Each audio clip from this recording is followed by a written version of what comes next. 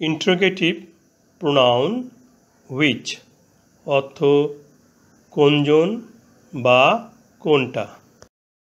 Which ব্যক্তি বা বস্তুর ক্ষেত্রে বসে। হুইচ ইজ ইয়োর সান? কোনজন তোমার পুত্র? এই বাক্যে হুইচ ইন্টারোগেটিভ প্রোনাউন অর্থ কোনজন। কোনো একজন ব্যক্তিকে বেছে নিতে হুইচ দিয়ে প্রশ্ন করা হয়। ইন্টারোগেটিভ প্রোনাউন বসলে বাক্যের শেষে নোট অফ ইন্টারোগেশন বা প্রশ্নবোধক চিহ্ন বসবে।